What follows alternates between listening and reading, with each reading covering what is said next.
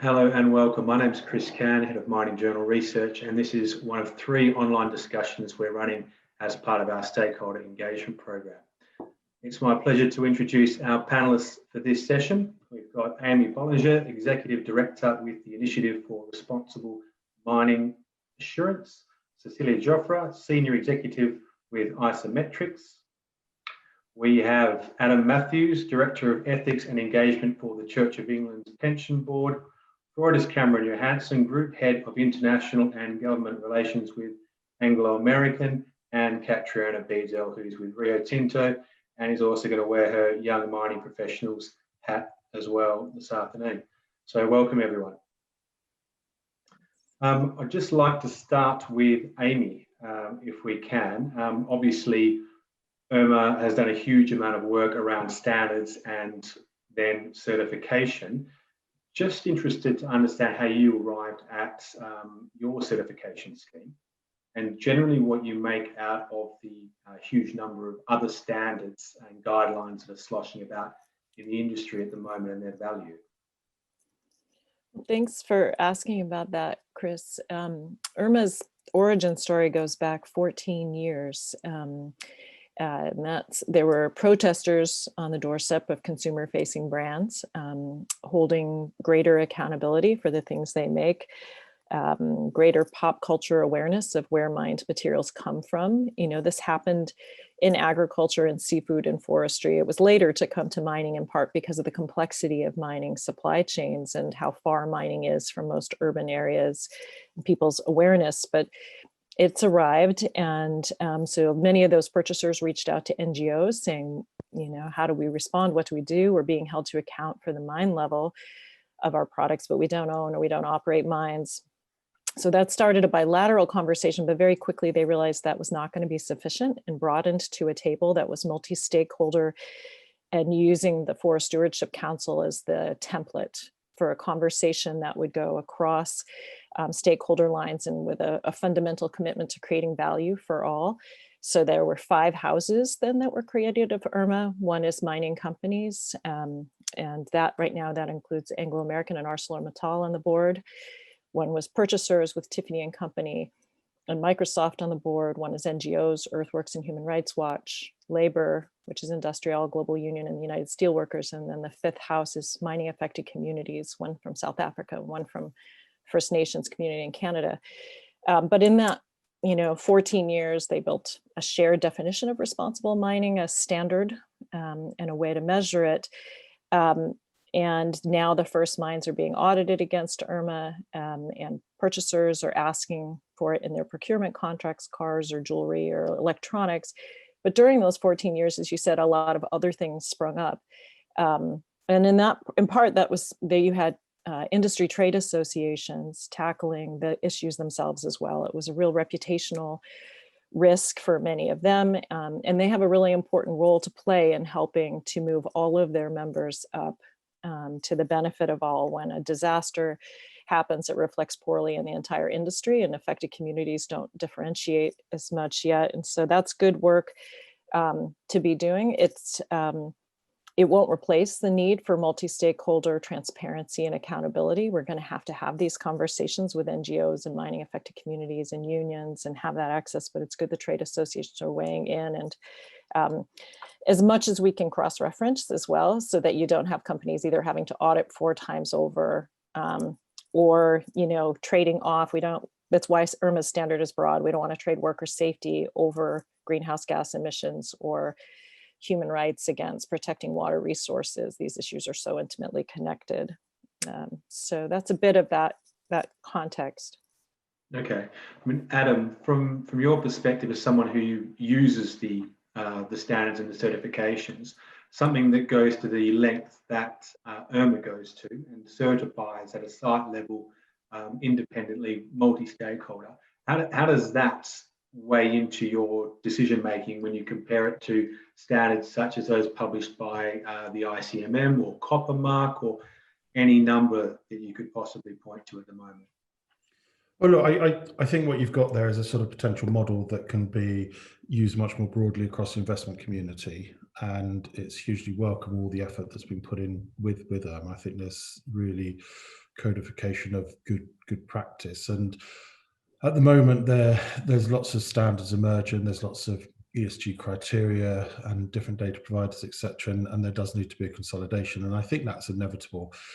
It will happen, and it's inevitable. We're going through this phase of a sort of growth in different sort of requests for information. But ultimately, you're going to need that site level, individual site level verification. And investors have got to get to a position where they're sort of routinely getting the information, understanding it, and using it in a credible way. And that needs some standardization. So I think IRMA really is, in one sense, a sort of a model of the kind of approach that could be used much more across the investment community.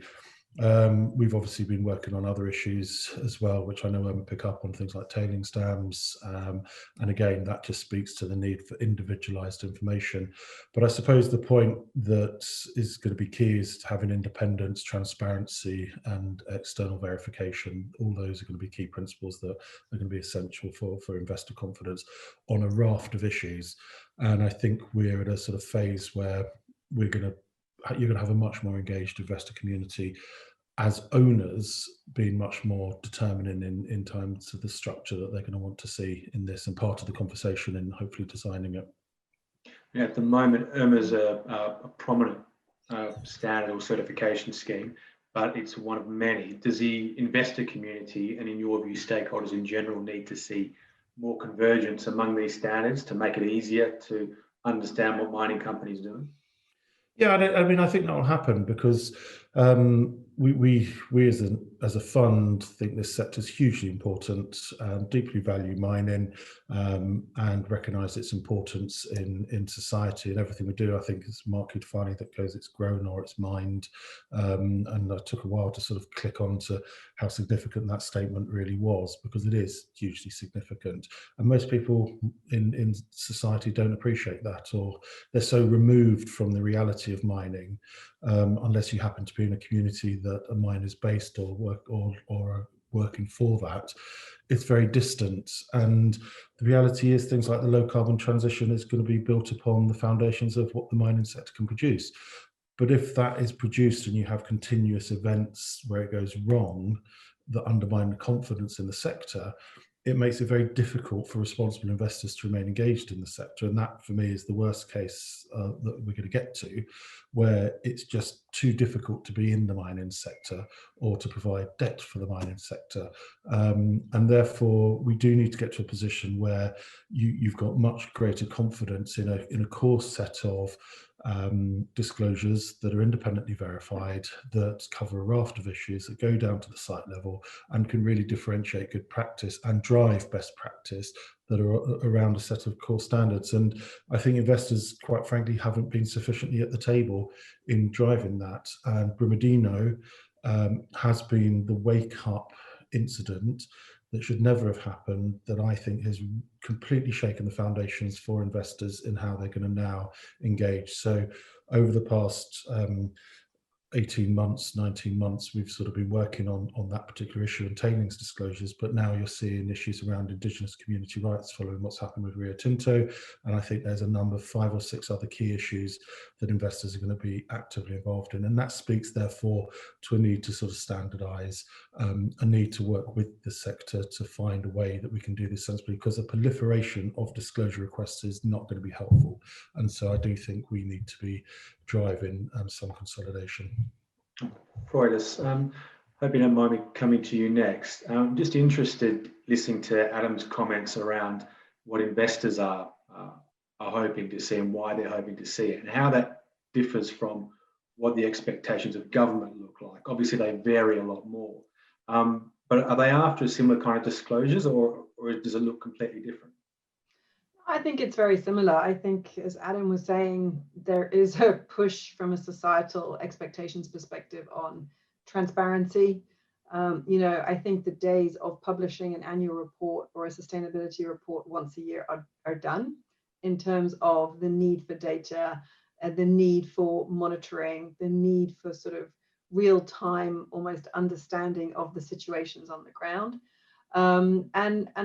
I don't see, I think that's right, to be honest. I think, having whenever you report, we look at it in the safety space as well. The data you're looking at from your monthly safety data stats are inherently, you're looking back into the future. So it's real-time analytics that's really going to help us be safer, because again, you can start pulling all these things in and making sort of these decisions that are going to have a really significant impact. I think when I look at all the components of Irma, and as Amy's saying, Anglo's been a big supporter right from the beginning. It's been a long process. I think our board members had sort of, 2 children, a dog, all these sort of family events. But for me, it was that sort of multi-stakeholder piece. And then working really, really closely with Adam over the last 18 months on the tailings piece was also hugely valuable in terms of building that sort of greater understanding on all sides about sort of understanding each other's position, situation, constraints, levers, opportunities, challenges. I mean, Adam and I have had a lot of robust conversations where he's like, well, can't you just do this? And it's like, well, actually, no, and here's why. And then him saying, well, this is what my community are expecting, and me taking that back to my organization saying, look, the days of not saying anything about this are over. We need to be talking around what we disclose and things like, when we looked at the tailings disclosure, it was a really proper conversation that I think landed us to a really good spot, which is giving information that was relevant, that helped people make decisions or understand the situation, as opposed to, I mean, Cecilia can talk about this from the data. You don't just give data, because data doesn't mean anything. So how do you kind of contextualize it? And when I look at how we engage with governments from an Anglo perspective, it's all about that sort of openness and transparency, which ultimately is what governments are looking for, because they want responsible business to be operating, and they want to partner with responsible business. And especially in mining, it is about a partnership. The people that own the resources are the states. So, they're not our resources as a company, it is the nation's resources. So how do we partner to develop the resources in the most responsible way? And again, this transparency and access to information and data really helps governments understand how we're doing it. But of course, what do governments care about? Invariably, they care about what's happening on the ground, because the people that are our mining communities are ultimately the people that elect the government, in most jurisdictions anyway. And I always remember, worked in government relations for a long time, and the sort of phrase of all politics is local is very, very true in a mining community. So if there's something happening in a mining community, it could be in the middle of nowhere. But believe you me, that will get the regional government's attention, the national government's attention. So you better make sure as a company that you have those relationships and you understand what's going on in your operations. The sort of days of pleading, oh, we didn't know, sir, the government's society, are basically that's not enough. You need to understand your operations. And I think that was a huge learning from the tailings work, actually, is, but we didn't know. Well, okay, you can say that, but that doesn't help the people who are affected on the ground. So you need to know. And how are you going to know? Well, you need to make sure that you're really looking at your information, understanding your operations, and having that both in real time and helping others understand those situations as well. So that goes exactly as Adam said, to the transparency and really being open and sharing what is going on in your operations. Okay, Cecilia, if I can bring you in on this, it sounds from what I'm hearing from a semi-outsider's perspective that a lot of the issues seem to be aligned at the moment. Obviously, the work that you do with isometrics, you're working with companies on risk management, you're working with governance, you're working with different types of companies. How much of a challenge is it for miners at the moment in terms of satisfying the varying different expectations from different stakeholder groups? And is it getting better in terms of a level of convergence on some of these issues? Well, thanks for the question, Chris. And you saw me nodding furiously as Freudis was talking and some, of the other presenters were talking. And I'd like to bring a perspective from the clients we work with. And these are the mining companies, and these are mining companies of all sizes, and, you know, large conglomerates, juniors, people who may be exploring a particular site in a geography. And at the moment, what we see is with ESG concerns being taken more prominently within mining, and not that they haven't been around for a long time, they have, but now being enjoying more prominence. The pendulum has swung a little bit in terms of the requirements of information, and we have a proliferation of standards and frameworks in which companies need to report and present their information. So I would say to you that many of them are, quite frankly, battling with the extraction of the information and the ability to present it to a variety of stakeholders as a single truth and a single version of the data. And exactly right, we can no longer look at data 1 year. By then it's done, and the decisions cannot be made. And it's like driving a car looking in your rear view mirror. You know, you're looking at historical data.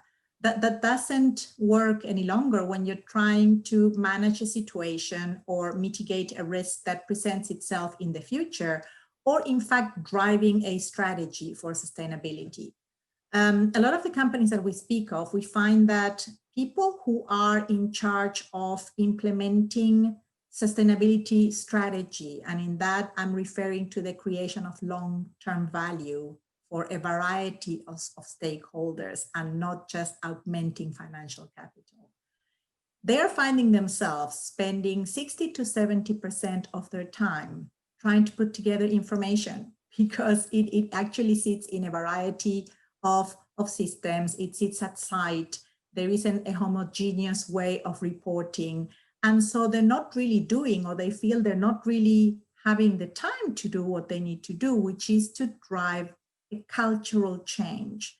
And the cultural change is about responding to the societal demand to maintain a social license to operate, which is disclosing information around all of the various material risks we've been discussing today.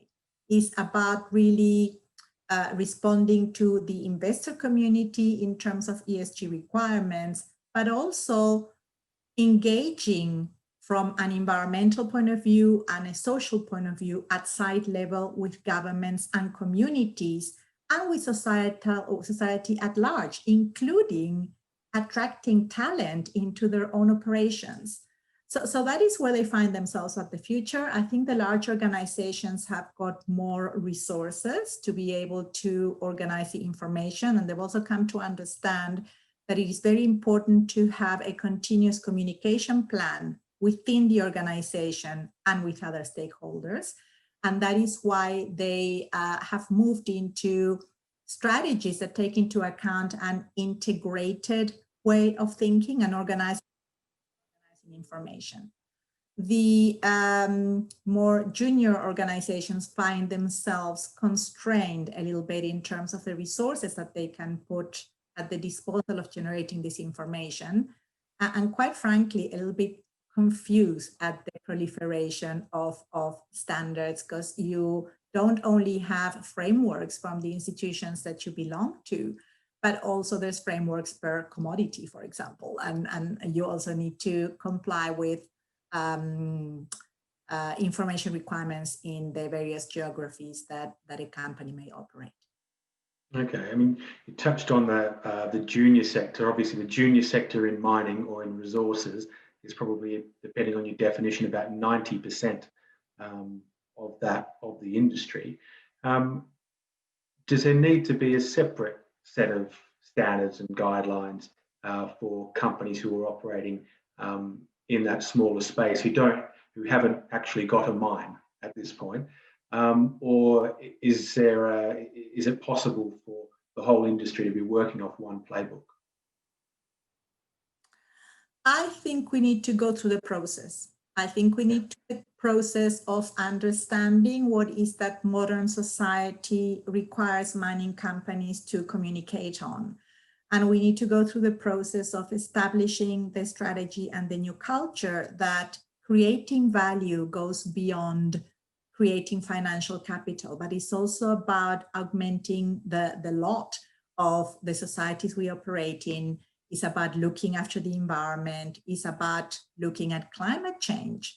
It's about looking at how minerals are a resource. And if you're not producing yet, it definitely is about how you go about planning the environmental studies and the social studies. And I think, again, the pendulum will come to a point of balance. But at the moment, with the work being done in terms of equivalencies across different frameworks and across different standards, that is one step forward. And I think we're going to see the results of that in months to come. And then we will settle into a level of disclosures that will be on par with what each player needs to disclose. But more importantly, to me, more important than the disclosure, this cannot only be an exercise for external communication. External communication is important, but it needs to be embedded within the culture of the company. And we heard earlier as well, the younger generations have got different levels of looking at things. And it's no longer just about me, but it's about the planet and society and at large. And so that really needs to come from the heart of organizations because people are looking for meaning and to do meaningful work. And obviously, mining is able to provide that if we focus on the story of how things are produced and what other industries are being enabled and what is the benefit that it brings to communities in an environmentally responsible way.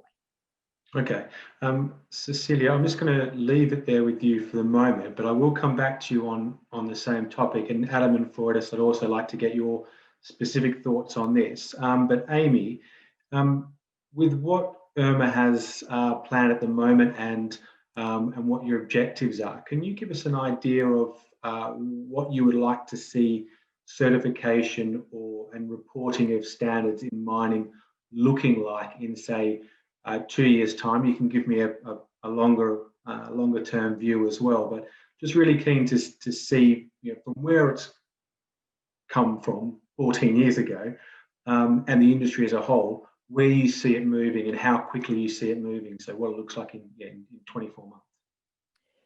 Well, I think, Chris, the summary of what I'd say would be that I think that we're going to see a lot more transparency and performance. As Adam said, we all use these materials, or most industrialized society use these materials, and so we're all complicit in some way in the impacts of them. So I think this driving value for a more authentic conversation about what happens where mines are, so that we can move beyond the everybody is 5-star AAA and our industry trade association promises you that. We know that's not the case. We know that there's big impacts that go with industrial scale mining, and that this is a time for us all to reckon with that and then to create value all through the supply chain for the companies who step up and meet that demand first for an authentic accounting of the impacts in a consistent way, as Freudis has spoken to, and not to trade the issues against one another. So as Adam said, that that's why the IRMA standard is 26 chapters. Yes, there's tailings, and then there's OECD due diligence, and there's transparency and EITI and ILO on labor and UN guiding principles and human rights, et cetera. So we've got to bring the environmental and the social together. I think the one other thing I'd say to that, to Chris, and looking 2 years out, is so you'd have this more frank conversation. We're going to acknowledge that many mines are not perfect, especially the ones that are legacy sites that have been there a decade, 2, 3 decades.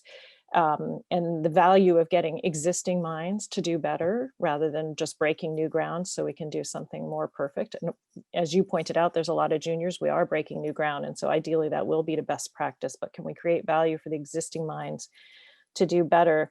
But also voluntary initiatives of any sort are never going to replace the role of law and government, right? And the idea that we need to have something that everyone follows. You can't just have those who opt in and then most opt out.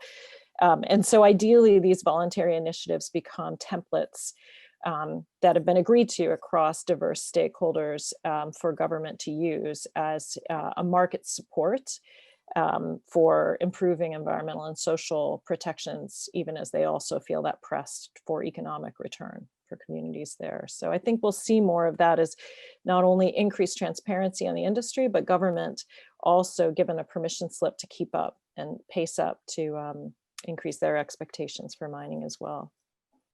Okay. Adam, I know that specifically with those programs that you've been involved in, such as tailings, you have set defined targets. For you, from an investor perspective and from the work you've done around those initiatives, 2 years' time, ideally, what do you think it should look like? Look, I mean, first and foremost, I think we've got to look over a longer time frame than 2 years. 2 years is too near term, and actually, I think over the next year there needs to be very substantial dialogue between leading investors and the mining sector on a raft of issues to agree a way that we can consolidate standards and drive best practice, so that becomes the norm across the sector. There's been too many issues that have called into question the sector's license. It damages, as a result, companies that are best practice leaders because of those individual incidents, but they have relevance across the sector and they're not just incidents within that. And we're dealing with a hugely complicated issue. I mean, just sustainability and whether a company is operating in a way that's sustainable. I mean, it's not an endpoint, it's a continuum, and you need intelligent management structures that have real challenge inside the company, that can have lines of communication through to the board, and you have to build up culture over time, and you never get to that point. It's something that's continuous, and it's really challenging. And so it's recognizing that there's also a much greater challenge for some of the smaller operators to be able to sort of aim at those standards. Some do, but how do you sort of ensure that that best practice really gets adopted across the sector, and it's not just sort of contained in a few companies, is the real issue. And I think that there's sort of some collective responsibility, particularly from the majors, and there needs to be a much more sort of coordinated way of information sharing and knowledge sharing and support to be able to sort of address some of these issues. And I think investors have got to be actively at the table in a way that they haven't been, in a much more consolidated way, and actually being much clearer in their expectations, so that you're not feeling you're being pushed this way by one group of investors and pushed that way by another group. And actually we do need to land on some sort of core requirements that can be independently verified, which sort of talks to the model of IRMA basically, and it will need to be at that site level. But I still feel the next 2 years is the space in which we put that together, that collective understanding, that partnership. And then I think the next 8 years is driving that through. And there needs to be a real backup from investors to differentiate. And that means in their shareholdings, in their debt, and aligning with finance and aligning with insurance. And I think you'll see that consolidation. And I think the tailings issue has brought that home to investors in a way that has really led them to sort of question that. And I think you'll see that sort of approach from this community over the coming period. Okay. Freudis, I wanted to ask you from a company perspective, from an Anglo perspective. I think it's encouraging to hear that the stakeholders that are with us, that are putting in their views, are very much looking to work with the mining industry and are setting longer term views on making progress. It feels to me sometimes that mining companies, particularly leaders like Anglo, are setting more aggressive targets for themselves sometimes. Can you give us some sort of insight in terms of what Anglo is looking to achieve and what it's looking to achieve over the short term, and then what it sees as possible over the longer term? Well, I think I agree with Adam. I think 2 years is a sort of small time frame. You know, companies can change very quickly. I think the tailings work was a real indication of that. You know, if you'd asked me at the beginning of, when it was 2019, that we'd be disclosing, you know, warts and all about our tailings, 6 months later, I would have said that's crazy. And then there we were. So I think, you know, sort of saying, oh, well, you know, it'll take time. It takes time. It does take time. It does take time for things to become embedded and for them to become systemic and then for it to be absorbed by the culture. But I do think there are some things that, you know, you can do quicker, you know, needs must. So for me, from an Anglo perspective, I think it's always been very much in our DNA about working with our host communities. We haven't always got it right, but there has definitely been a kind of outward looking engagement component to our culture. So, and this was, you know, been throughout the history. You know, it's not just been about shareholder returns, it's been about how we actually, you know, support our host communities, work with them, what benefits do we bring to the regions and the countries where we're operating in. And I think, especially under Mark Cutifani's CEO leadership, I think it's kind of cranked up into another notch, to be honest. You know, his sort of where he's at is about wanting to change the mining industry to be better, to be almost like the best version that it can be. And he's absolutely reached out, not just while he's been at Anglo, but in his previous roles. You know, he's reached out to sort of different groups of stakeholders where people thought he was a bit nuts. So he started, you know, the faith engagement when he was at Anglo Gold Ashanti. And he talks about this very openly, you know, why was he talking to a cardinal about mining? And he sees, you know, reaching out to people who have often been our worst critics is where you can learn the most. He was the first CEO to attend the Alternative Mining Indaba in South Africa. So again, it's sort of like the lion's den of the local NGOs. And he was there for a good couple of hours, just really listening and answering and trying to understand and really trying to hear what the experience was like for people on the ground. And that having that sort of openness and that empathy has really helped shape and I think driven a lot of the strategy that Anglo American has done in the last couple of years, especially around our future smart innovation approach. It's not just about innovating for innovation's sake, it's about purposeful innovation to make mining better. So how could you have a mine that has no freshwater abstraction, is carbon neutral, has dry stack tailings or no tailings, has a footprint the size of a football field? That's kind of there in the vision. And that would really help to sort of alleviate and address a lot of the sort of common criticisms of mining in terms of the impact that we have. So that's been a journey that we've been on for the last sort of 7 years. Are we going to have that all tomorrow? No. But we have as a company set ourselves some aggressive targets on when we want to be seeing this innovation in. With our sustainable mining plan, we've got some very aggressive targets, although Adam keeps me honest by saying, hey, Freudius, you could have some other targets that you guys could put out there. And I think, you know, again, every company is different. Some people say, put it out there, then you're going to have to deliver on it. Anglo's a little bit more conservative. So it's like, we'll put something out there when we're a bit more comfortable on how we're going to achieve it.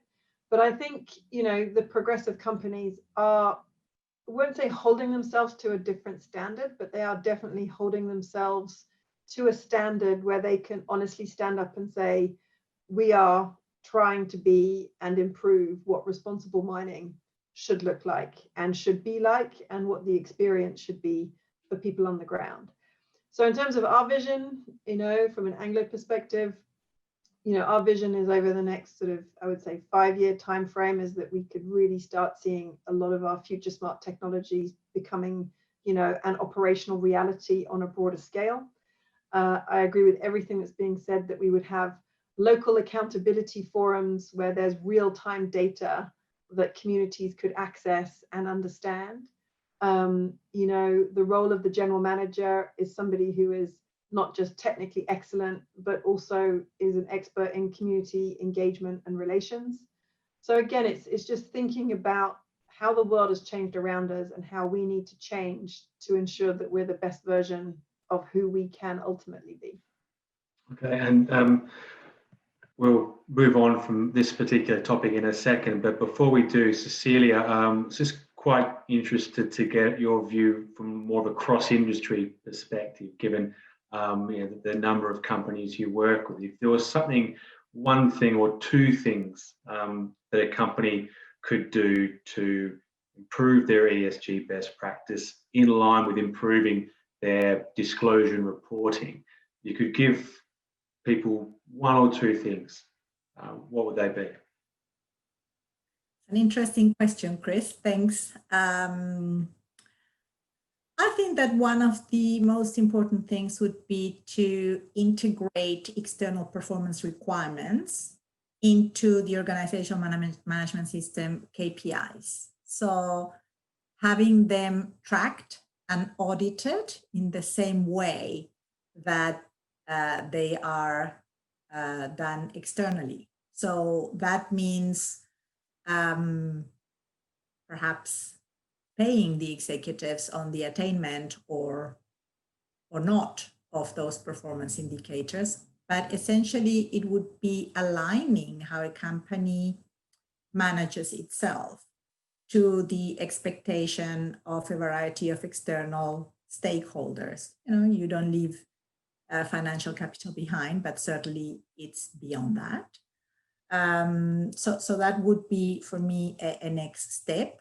We haven't really seen that in all companies, but certainly we've seen it a little bit more in some other industries, perhaps. The other one, in terms of being able to utilize this information, is to really modernize in terms of the systems that are potentially being used, so that the inputs of the data needs to be turned into insights, into information that can be acted upon and that can be reported externally as well.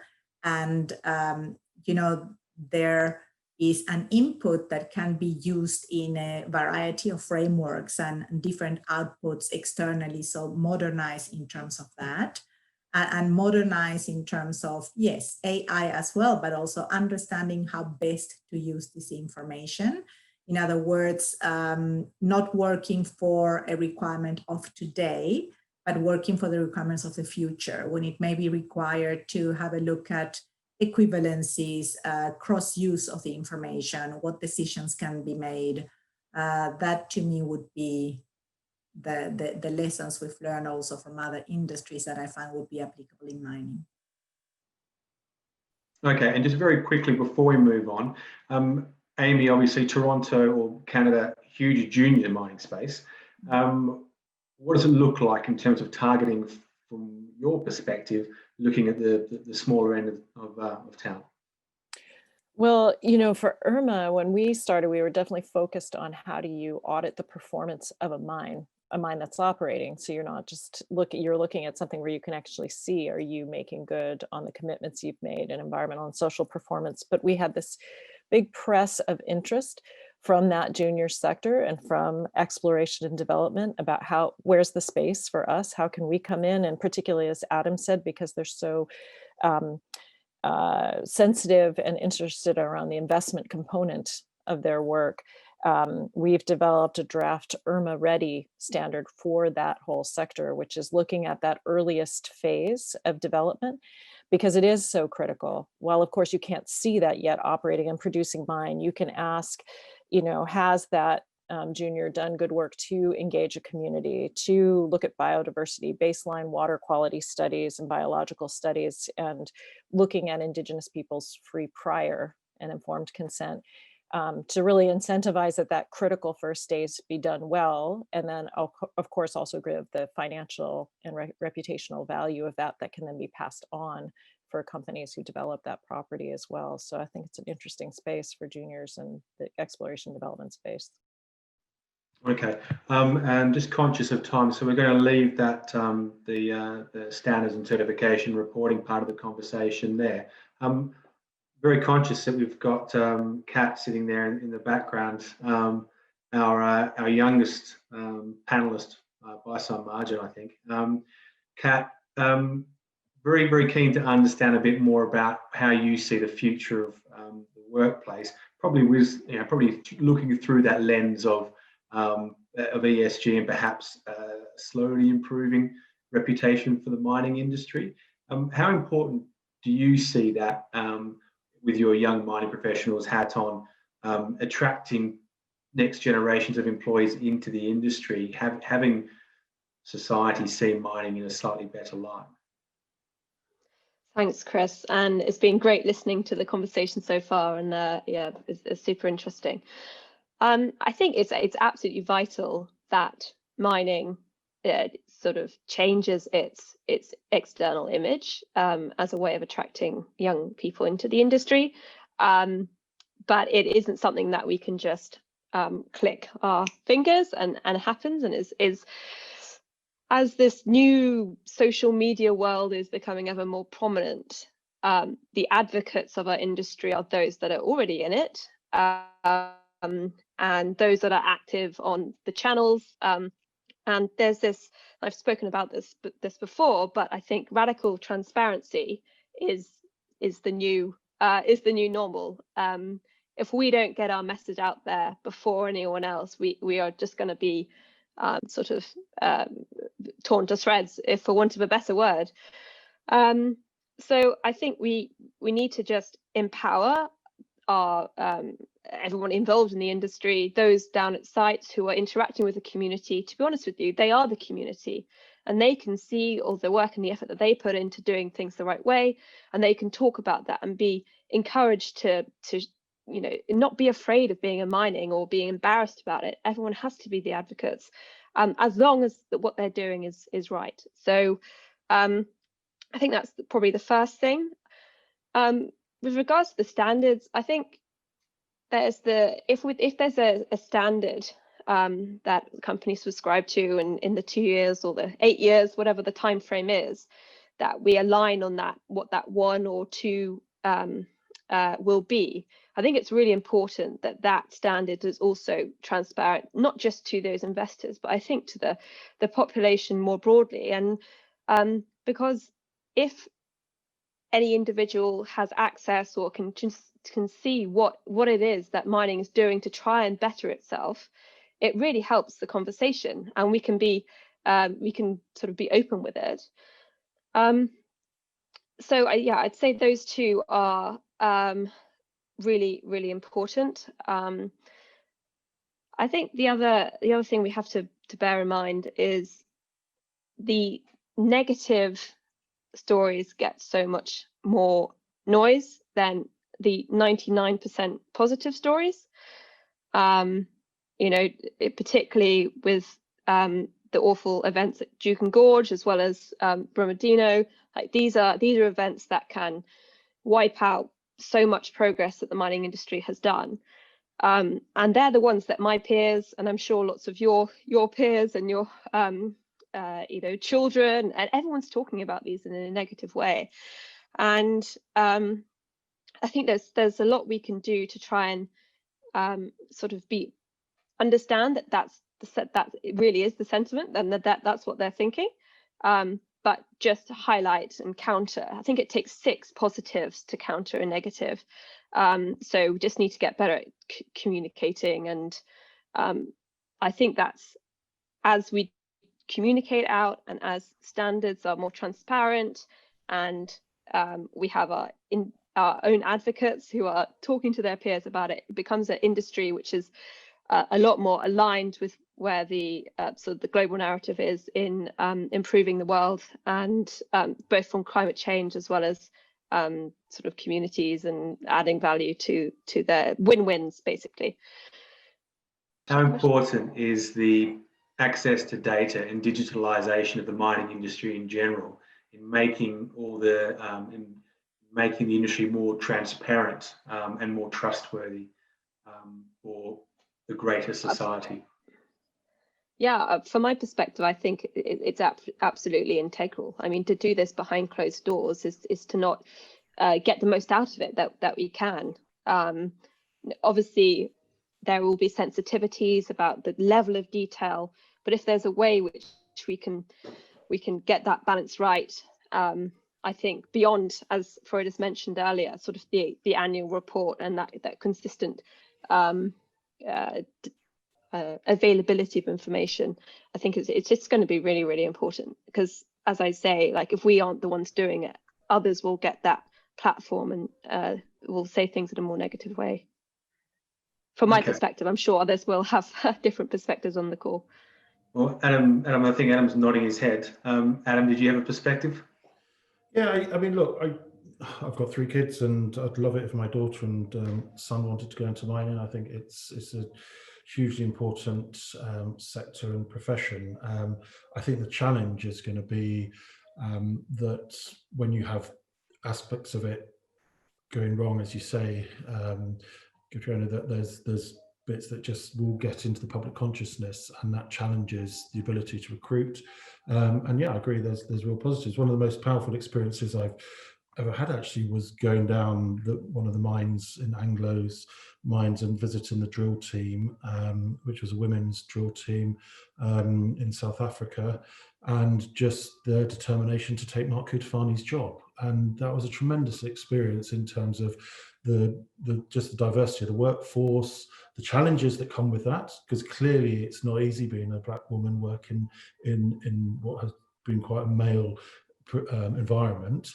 But basically these women were hugely determined, and you see that generation coming in, and the potential of it is huge. So you've got to ensure that the industry doesn't close itself off to that talent, and that diversity is reflected in company leaderships and boardrooms and management, because I think if it isn't, if there isn't that diversity, I think that's particularly off-putting. And I also think that the industry's got to have a much closer look at the pipeline of talent coming in through the engineers to address issues like tailings dams. I'm seeing courses closing on engineering in key colleges. What's the industry doing about this as a systemic challenge to its future ability to have the talent it needs? I mean, again, that speaks to another issue, along with tailings, along with relationships with Indigenous communities, etc., that is sector-wide relevant, and there needs to be much more of a comprehensive response to it. And I suppose the other aspect of this is the reality of what automation is going to mean. And I feel that there is a debate that has yet to be fully understood by investors, and equally by wider society, around the impacts of automation. I mean, at one level, you can envisage in 10 years' time or 15 years' time an industry that's going to be largely automated in key aspects of its operations, that's going to result in a huge element of potential workforce change, and that with it brings potential conflict. So what's the relationship with society, with the communities in which mining sites operate, is potentially something that has to be reviewed, because it's going to become under enormous strain, where the mine in effect is the key employer in an area. So I think there's a number of challenges, both in terms of the future level of skills that you need in the sector, the reality and impact of automation, which I don't feel we fully understand. And again, we need to really get to work with the sector on it. And then once you have all that information, you can really start to work with the sector in partnership to help come to ways in which you can deal with these things. But these sectors also got to be at the forefront of addressing issues like climate change. And part of what it produces is key to the future of addressing climate change, and some of it isn't. And that aspect that isn't, that is actually running contrary to where society wants to get to on climate change, will be a deterrent for the most able people coming into the sector. And again, underlining the importance of diversity in the workforce. Kat, if you don't mind me coming back to you, obviously the young mining professionals, you've got graduates up to 40. There's a reasonably broad cross section there. Do you notice any difference in attitude from people in the industry or in that peer group, from how they engage with their employers? We hear typically of younger employees taking more ownership of business, wanting more interaction with C-suite executives. Do you see that, or is that a nonsense? I think that is probably quite individual, I'd say. I mean, I haven't experienced that as a necessary broad stereotype that the youngsters coming into the industry that I've witnessed have immediately wanted to be in front of the CEO. But I think there is there's a sense that their voice can be heard, and they're very keen to talk about ways in which they can help and change the industry. It's all about, what can I do to help? And I think if you're loud and you're talking about that sort of thing, it's going to get picked up, because I think in some ways the leaders of the industry need to, or feel that they want to understand what these voices are saying, because ultimately that can be representative of the wider population as well. And And I'd just like to go back on sort of Adam's point around the new skill set of the future. I mean, I think it is a significant challenge. We talk about money engineering courses, they're shutting down, and whilst that is obviously quite a tragedy, I think, as those fundamental skills of mining are super necessary to the future of the industry. We almost need to get better at communicating with those data scientists and the skills that are the of the automated mines of the future, and basically for trying to reach out and get their input. And I think I'm not quite sure how we best go about that, to be honest with you, but I think anything from funding scholarships within computer science courses and sort of branching out beyond the traditional mining schools is the way to do that, and bring them into the conversation. I think that pool, given their peers are quite often entrepreneurially minded, they're starting tech startups, and they tend to be the CEOs themselves. I think that will probably give them a bit more confidence to think that they can action the change, and they will be able to. I'm sort of bringing a few points together there, but I think youngsters these days do feel empowered, but just not necessarily getting in front of the CEO as their primary objective. I think it's just more general feeling that they can change things for the better. Okay, thanks, Kat. That is all we've got time for. Thank you very much, everyone, for participating, giving up your time for this.